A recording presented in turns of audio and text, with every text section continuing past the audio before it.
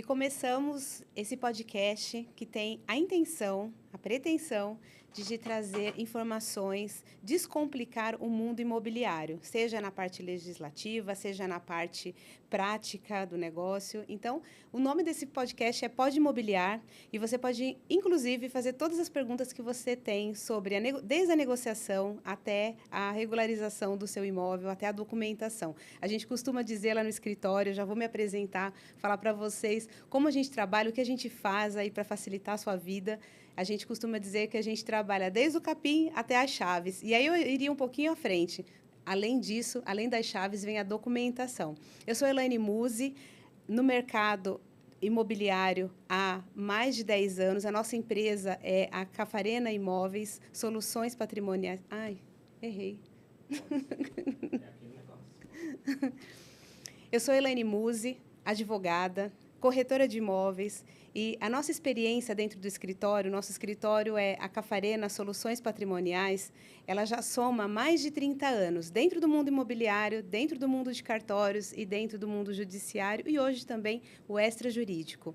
E a nossa pretensão é realmente descomplicar aquilo que parece ser tão complicado e trazer uma cultura para você que nos ouve, para você que nos assiste, sobre a necessidade de resolver o seu patrimônio imobilizado. E para você que quer comprar, para você que quer vender, para você que quer o seu imóvel próprio, ou para você que quer negociar, investir, esse podcast é para você. Então, nos acompanhe em todos os episódios, cada dia uma novidade. Nós temos também os convidados aqui conosco para que você possa ter as melhores informações. Então, muito bem, começo contando para vocês o que é o mercado imobiliário, o que a gente tem aí de melhor dentro disso. A Cafarena Soluções Patrimoniais, ela leva esse nome justamente porque a nossa pretensão, a nossa missão é facilitar a sua vida em toda a sua questão patrimonial, seja na parte imóvel, seja na parte imóvel, seja na parte jurídica. Então, nós temos diversos serviços. Dentro do mundo imobiliário, existem muitas dúvidas e hoje esse mercado está muito aquecido. A gente sabe que é um dos mercados mais promissores. Aliás, essa semana eu vi uma notícia que não sei se é fake news ou se procede, que nós temos mais corretores de imóveis hoje do que qualquer outra profissão. Enfim, é muito provável que realmente isso esteja acontecendo, porque o mercado está muito aquecido. No entanto, muitos clientes trazem para nós no escritório que a alegria, né? O sonho da casa própria, o sonho da aposentadoria imobiliária, como uma das nossas convidadas aqui, a Márcia Busolini, trouxe outro dia essa expressão, a aposentadoria imobiliária virou um pesadelo. E por que isso acontece? Por várias razões. E são essas razões que a gente quer te trazer e também trazer as soluções, obviamente, de como você pode viver esse sonho imobiliário, mas de uma forma tranquila, para que você possa ter possa viver só aquilo que a gente pretende, a alegria de desfrutar com a família ou desfrutar dos rendimentos desse imobiliário. Então, muito bem. Então, começo contando para vocês algumas situações que são muito comuns dentro do nosso negócio. Bom, a primeira delas vamos dividir por partes. Vamos pensar na pessoa que quer comprar um imóvel para moradia, né? Então, é aquele primeiro imóvel, é aquele único imóvel. Então, muitas coisas precisam ser vistas.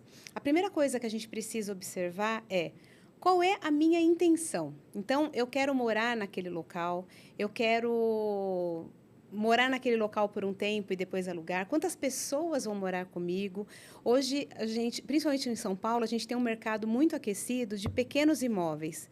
E, às vezes, a gente deixa de fazer cálculos de como vai caber todo mundo. Aliás, gente, eu tenho certeza que você já viu algum imóvel em planta, e aí nós temos aqueles decorados. E, olha, nossa primeira dica para você. Aquele decorado, ele tem toda uma medição para decorado. Então, tome cuidado com aquilo que você compra quando existem outras pessoas que vão morar ou quando você tem móveis demais para colocar lá dentro. Então, são esses cuidados que a gente busca trazer para as pessoas, porque, às vezes, a gente está sonhando tanto com aquele imóvel, com aquele local, e a gente deixa de observar certas questões. E aqui no Pode Imobiliar, a gente vai te trazer todas as questões que realmente precisam ser olhadas antes da gente negociar um imóvel. Começando dessas pequenas situações, que é referente ao imóvel propriamente dito, e depois as questões também de documentação, que são muito importantes.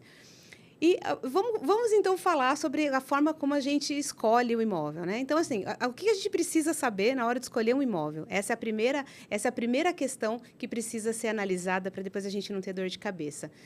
Eu preciso morar com rapidez? Então, talvez um imóvel na planta não seja a opção para mim. E uma coisa muito importante, quando a gente vai comprar, muitas vezes a gente tem parte dessas informações. E quantos são os clientes que chegam no escritório depois com um contrato de várias laudas, de várias páginas, querendo que a gente interprete aquele contrato para entender se ele tem algum direito que para aquele momento ele acredita que foi violado. E essa é uma dúvida muito comum. Muita gente compra imóvel na planta, pretendendo morar naquele imóvel após uma situação. Então, por exemplo, após o casamento, e aí aquele imóvel não é entregue. Então, essa é uma das situações que a gente vê acontecer de forma muito corriqueira.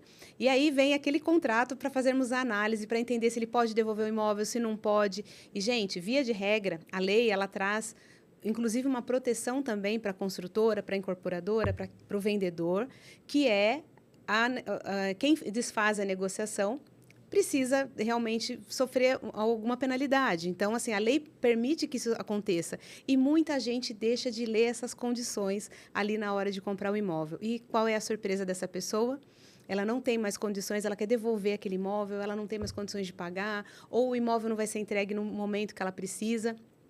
E aí, ela vai ter um prejuízo aí muito grande. Então, esse é um dos casos que a gente vê acontecer com bastante frequência. Então, a primeira coisa que você precisa saber quando você vai comprar um imóvel é qual é a finalidade desse imóvel.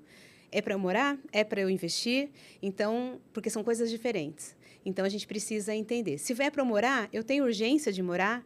Então, quanto tempo esse imóvel vai, de fato, estar em minhas mãos, mesmo que seja imóvel que eu compre, que não seja imóvel em planta, não seja imóvel que está em construção, muitas vezes existe toda uma necessidade do vendedor, por exemplo, de não entregar aquele imóvel num momento tão rápido, né, no momento seguinte. Então, essa é a primeira questão que você precisa olhar. Depois, então, recapitulando, qual é a minha necessidade, qual é a minha intenção? Eu vou morar? Eu vou investir nesse imóvel, então eu preciso ver isso. E se eu vou morar ou se eu vou investir, eu preciso analisar o entorno também. Então, assim, é muito importante visitar o imóvel. Hoje, se utiliza muito a visita virtual, que é fantástica. Eu adoro as tecnologias novas. Só que a gente precisa ficar atento com isso, porque a visita virtual e também, muitas vezes, a visita física, a visita presencial, ela vai mostrar aquilo que é interessante. E eu preciso observar as outras questões. Será que se eu vou visitar, por exemplo, um imóvel durante o dia, mas eu não sei como ele funciona à noite? Será que esse local tem barulho? Será que como funciona essa vizinhança? Quando está todo mundo em casa no apartamento, qual é o barulho? Se eu vou morar em andares que tem andares abaixo e tem outros andares acima. Então, tudo isso são questões que a gente precisa observar. E como bons brasileiros, muitas vezes, a gente faz as coisas na emoção, a gente se apaixona tanto pelo imóvel, a gente se apaixona tanto pelo bairro, e aí a gente esquece de olhar essas questões. Então, isso tudo falando só do panorama do imóvel, né? A outra questão também importante, que eu sei que você que está nos escutando sabe disso, é quando eu visito um imóvel vazio, ele tem uma metragem.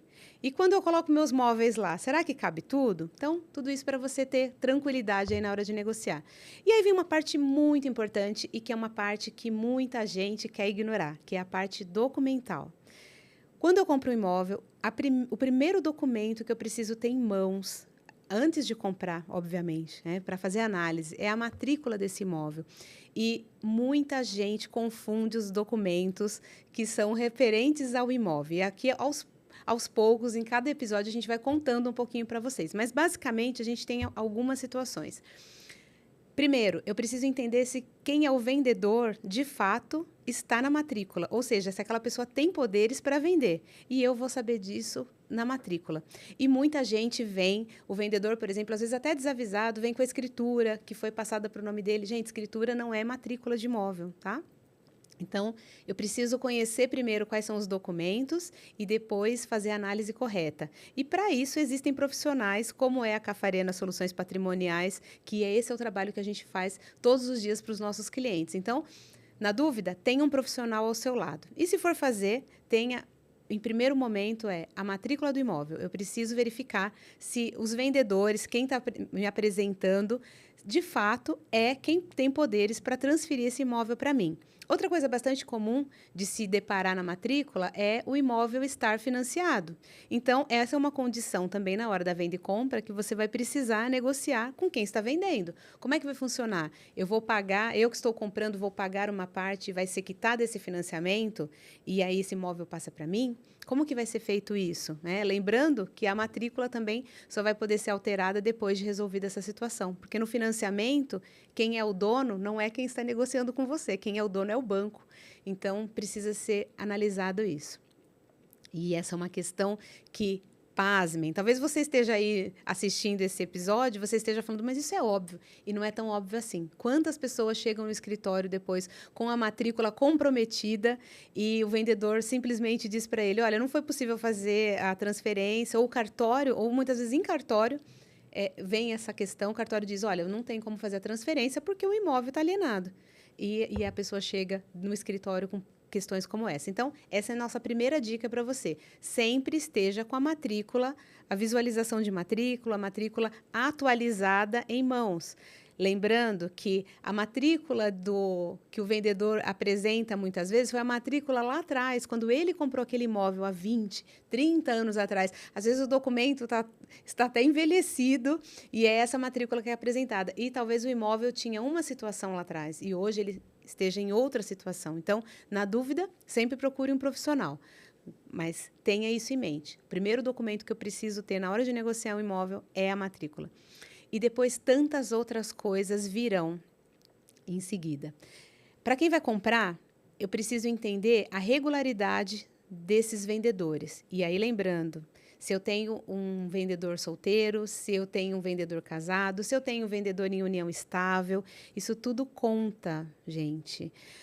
Vocês sabem que existe, quando eu vou fazer uma escritura de venda e compra, que é um documento formal em cartório, se a pessoa declara que ela é solteira, por exemplo, e ela tem o registro de nascimento mostrando que é solteira, ela precisa, inclusive, declarar que ela não vive em união estável com ninguém, sob pena de lá na frente, se acontecer uma situação, ela responder por um crime.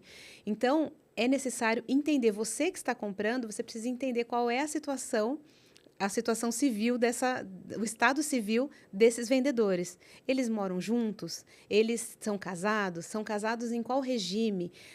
E tudo isso vai contar na hora da venda e compra, tá? Então, por isso que, se ficou complexo toda essa explicação, tenha sempre um profissional que possa te auxiliar. É o que nós fazemos lá na Cafarena Soluções Patrimoniais. Então, sempre tem esse profissional que possa fazer análise desses documentos, que possa te acompanhar desde o momento da intenção até, de fato, o momento da escrituração, o momento dos documentos. E depois disso vem tantas coisas. Então, depois a gente precisa verificar a questão das certidões.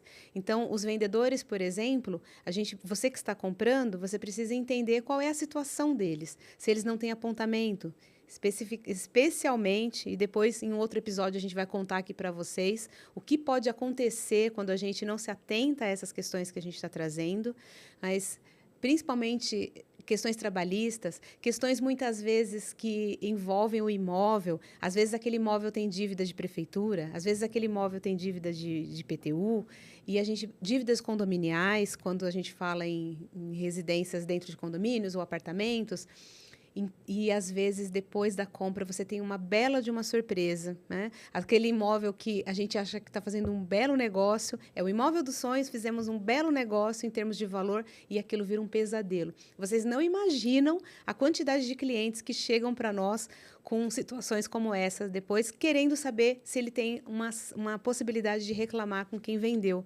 Então, dívidas de contas de consumo, água, luz, gás, outras dívidas de PTU, dívidas de condomínio. Então, tudo isso precisa ser verificado antes de efetivamente concluir essa negociação, tá?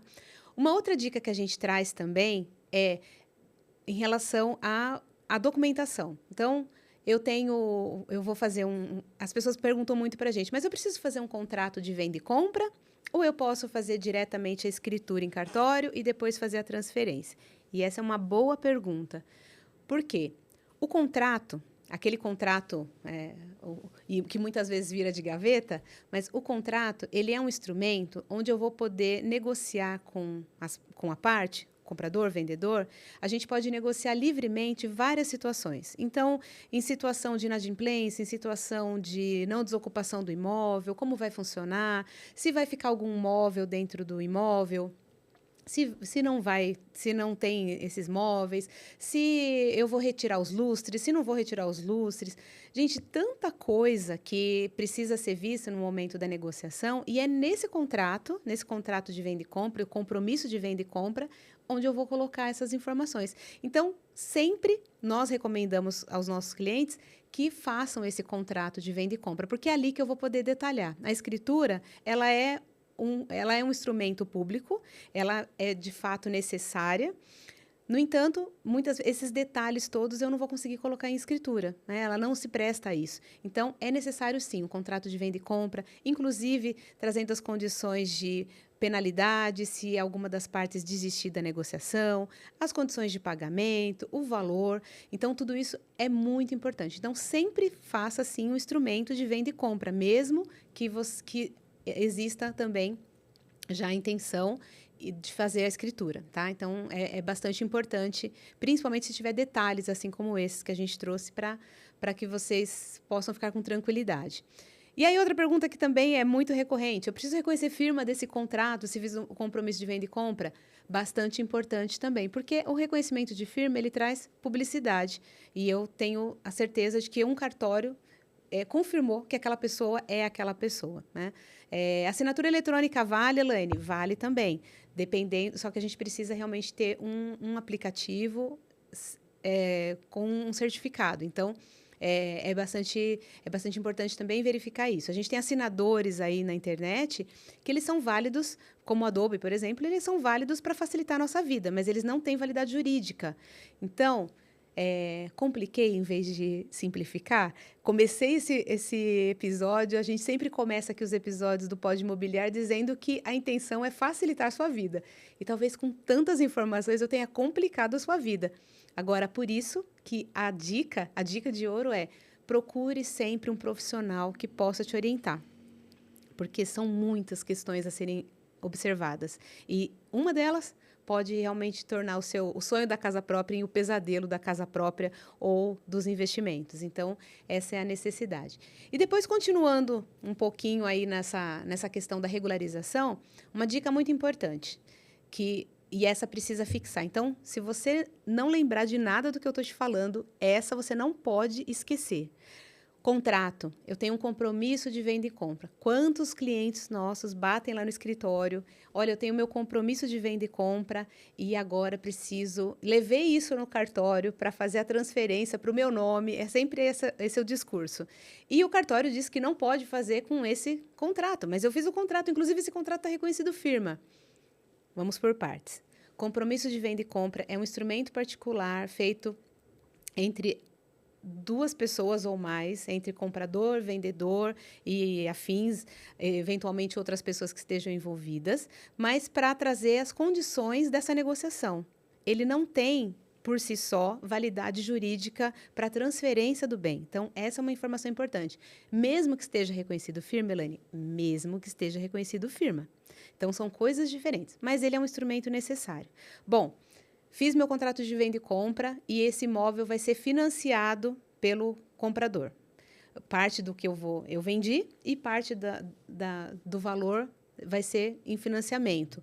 O próprio banco, ele faz o instrumento, o contrato de financiamento do banco, ele tem força de escritura pública. O que significa isso? Se houver financiamento, eu não preciso fazer também a escritura pública. Esse contrato de banco já tem força, e isso é por força de lei. Tá? Então, é importante porque os contratos, as negociações imobiliárias, elas são muito formais. Elas têm uma série de requisitos de lei que precisam ser observados para o seu sonho não virar pesadelo. Então, precisa. Então, nessa situação, a gente tem essa garantia, que é esse instrumento que vale como escritura. Não vamos ter financiamento. Qual é o próximo passo depois do compromisso de venda e compra?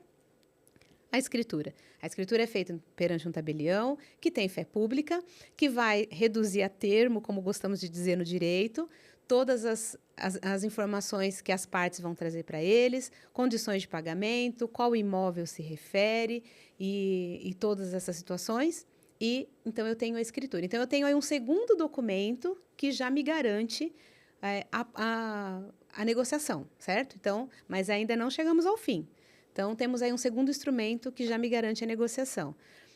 Na escritura pública, qual é a importância da escritura? Porque, inclusive, o cartório, ele traz informações de que algumas situações como essas de certidões que nós falamos foram vistas.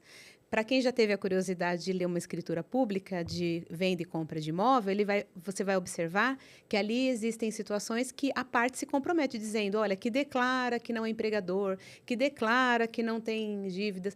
Informações do imóvel são levantadas nesse momento. Então, é muito importante. Muitos clientes nossos são pouco resistentes em relação a essas questões de cartório, porque acreditam que é um dinheiro desnecessário. E aí, gente, quero abrir um parênteses aqui para vocês, que eu já falei isso em várias vezes nas redes sociais e também nos podcasts, mas eu gosto muito de trazer. Eu fico para perder meus cabelos quando alguém fala, olha, mas eu não vou mexer com a documentação agora porque eu preciso reformar o imóvel. Por favor, não faça isso. Minha dica para você que vai comprar um imóvel propriamente dito, ou até você que vai vender, faça as contas. Coloque dentro do seu planejamento financeiro o valor do imóvel, mais reforma, se for o caso, necessário, inclusive se você vai morar no imóvel, você precisa verificar se tem reformas ali necessárias para você poder entrar naquele imóvel. Então, valor do imóvel, reformas necessárias e documentação. Nessa ordem e todas mais igual. Jamais deixe para depois, porque você pode ter uma dor de cabeça muito grande. E muitas pessoas trazem isso, mas o cartório é tão caro, mas são despesas que vão... Eu poderia comprar muita gente fala, eu poderia comprar mobiliar toda a casa, eu poderia mandar fazer os armários e tudo mais. Faça isso também. Mas não deixe de fazer a documentação, porque isso pode fazer você perder essa casa dos sonhos por muitas razões que a gente vai trazendo aqui nos próximos episódios. Então, voltando à questão da documentação, então tenho agora a minha escritura pública. Terminou?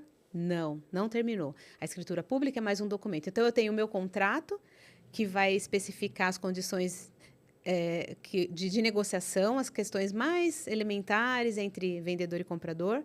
Eu tenho a escritura pública, que é um documento que vai me dar publicidade, e é um documento exigido por lei, para que eu possa, então, no registro de imóveis, fazer a transferência desse imóvel, né? E aí, já falei para vocês que se esse imóvel, por exemplo, estiver financiado, ou ele tiver alguma alienação, ou se ele tiver alguma situação de indisponibilidade, eu não vou conseguir fazer a transferência. Por isso que tudo isso tem que ser visto onde? Lá no comecinho, como a gente falou. Primeiro documento que eu preciso ver é a matrícula.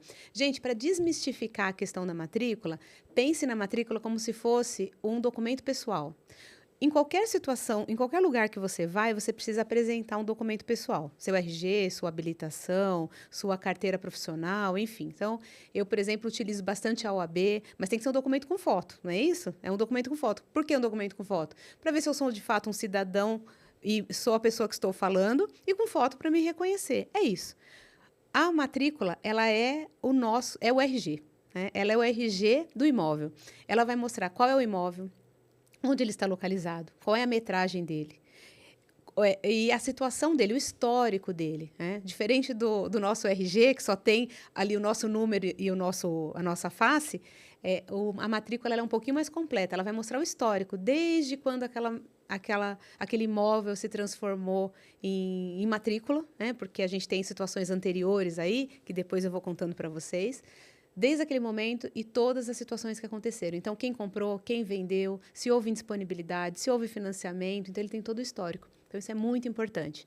E aí, voltando na questão lá da documentação, então, comprei, negociei meu imóvel, contrato, escritura e aí, então, a transferência para o nome do comprador, certo? E aí isso é feito pelo cartório de imóveis. Hoje existe uma facilidade muito grande, muitas vezes o próprio cartório que faz, que aí são cartórios diferentes também, tá? Uma dúvida que muita gente nos pergunta. Por que tem cartório, por que tem tabelionato? Por que tem cartório de imóveis? Porque cada um cuida de uma coisa. Então, se você tiver dúvidas em relação a essas questões, traga, deixe suas perguntas que a gente vai respondendo. Talvez suas dúvidas sejam as dúvidas de outras pessoas também e vai ser muito bacana porque a gente consegue interagir e te trazer aí esclarecimentos nos pontos específicos.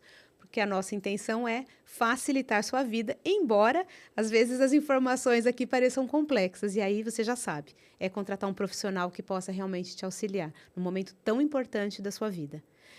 E aí chegamos então no momento que a matrícula é transferida para esse comprador. E então é só pegar esse documento e viver o seu sonho aí da casa própria ou dos investimentos. Mas olha quantos passos são necessários para que até que isso aconteça. E por isso que é muito necessário. Uma última questão que eu quero trazer para você que está nos assistindo, para trazer para a prática o que a gente está falando é: por que de fato eu devo fazer tudo isso? Porque aqui existe um custo. Bom, principalmente se eu for contratar um profissional, um escritório.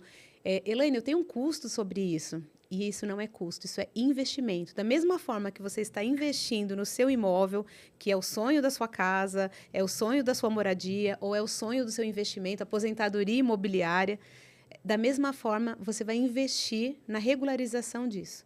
Então, existe sim um custo. Agora, deixa eu contar para vocês um caso prático de alguém que não fez isso e que, infelizmente, é a realidade do nosso país, que muita gente deixa de fazer, por tudo que a gente já tem trazido aqui, porque tem custo, porque muitas vezes eu quero aproveitar aquele recurso financeiro que eu tenho para trazer um benefício para o meu imóvel, enfim, reforma, móveis, outros móveis. Quero aproveitar que agora estou morando bem, quero fazer uma viagem com a família para comemorar, e aí o barato acaba saindo caro. O que acontece? Como a gente já vem falando aqui com vocês, o contrato de venda e compra, por si só, ele não me traz a propriedade. E aí é o famoso contrato de gaveta. O que é o contrato de gaveta? Assinamos o contrato, fizemos um belo contrato, assinamos com todas as condições e guardamos na gaveta. É isso o contrato de gaveta, literalmente. E o que pode acontecer com o famoso contrato de gaveta? O que pode acontecer é o seguinte: se eu não transfiro a propriedade do imóvel, é dono quem registra. Gente, essa é uma premissa do mundo imobiliário, tá? É dono quem registra, ou seja, é dono quem está na matrícula. Elaine, mas o A está na matrícula, mas o B comprou, o B mora lá. O B tem o contrato de venda e compra. O B reconheceu firma desse contrato de venda e compra. E agora o que eu... Então, não estou entendendo. Pois é, só que na hora de resolver certas situações, questões legais que podem vir a acontecer com esse imóvel, é dono quem registre, ou seja, quem é dono, quem está lá. Então, trazendo isso para vocês, para a prática, para que você possa realmente se conscientizar e fazer o melhor dentro disso. Duas situações, muito rapidamente, que eu quero contar para vocês, para que você possa pensar, e se essa for sua situação, resolva isso hoje. A primeira coisa é, quando eu adquiro um imóvel, eu preciso verificar se não existe nenhuma indisponibilidade sobre esse bem. Isso é um fato muito importante, sob pena de depois eu responder por isso. Ah, mas eu não sabia. Não sabia, mas tinha como saber naquele momento? Tinha, e deveria saber. Então, eu vou responder por isso. Então, vamos para a prática. Uma situação, por exemplo, isso foi um caso que aconteceu conosco no escritório. Aliás, dois casos que são muito semelhantes, mas que tiveram fins terminaram de forma diferente, infelizmente para um e para o bem de outro, de uma outra forma. Indisponibilidade trabalhista. O que acontece? Quando o imóvel foi vendido, no caso A, vou começar por esse caso, que foi o caso que infelizmente não teve um final feliz. Quando o imóvel foi vendido, A e B negociaram e o vendedor, ele tinha indisponibilidade de bens, ou seja, ele tinha empresa, existiam reclamações trabalhistas sobre essa empresa e até então isso não constava em matrícula, até então isso não, o vendedor o comprador não sabia, porque obviamente isso não foi dito para ele, mas já existiam esses processos trabalhistas tramitando lá na Justiça do Trabalho, porque esse vendedor tinha empresa e existia essa situação. Fizeram um contrato de gaveta, né? Então, ele pagou, o comprador pagou todo o imóvel, já morava no imóvel e um belo dia ele recebe uma intimação de que o imóvel foi penhorado.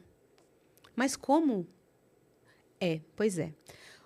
Aquele vendedor lá atrás, que já tinha aquela dívida, não pagou as dívidas trabalhistas, e aí na Justiça do Trabalho tem todo um procedimento para que isso seja verificado. Então, primeiro, ele é citado para pagamento, não pagou, depois são penhoradas contas, carro, enfim, tem uma série de bens que são procurados aí, nada disso foi encontrado, e aí essa penhora sobrevém ao imóvel. Em qual imóvel? O imóvel que ele não é mais dono. É, isso mesmo. O imóvel que ele não é mais dono. Por quê? Porque na matrícula ainda constava ele. Então, fazendo buscas nos sistemas, se verificou que ele era dono ainda de um imóvel. E a dívida recaiu sobre esse imóvel. E é dessa forma que acontece. O comprador, então, de boa fé, que já terminou de pagar, que mora com a família nesse imóvel, recebeu lá uma intimação dizendo que agora ele deveria, que esse imóvel estava indo à penhora, certo? Existe um recurso que é feito em relação a essa questão, trabalhamos nisso, mas o que acontece? Nesse caso, ele já tinha a indisponibilidade de bens, a possível indisponibilidade de bens, no momento da venda e compra, ou seja, as reclamações já existiam. Então, para evitar qualquer tipo de fraude,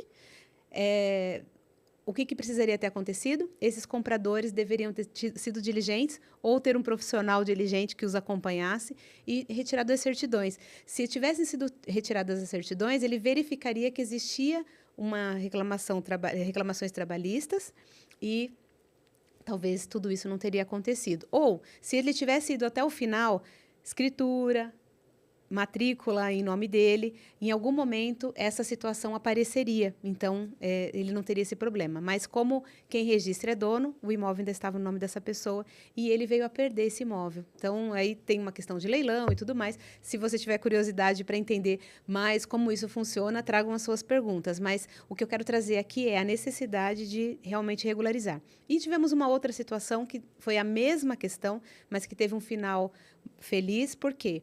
O imóvel foi vendido, o imóvel foi comprado, gente, há 40 anos.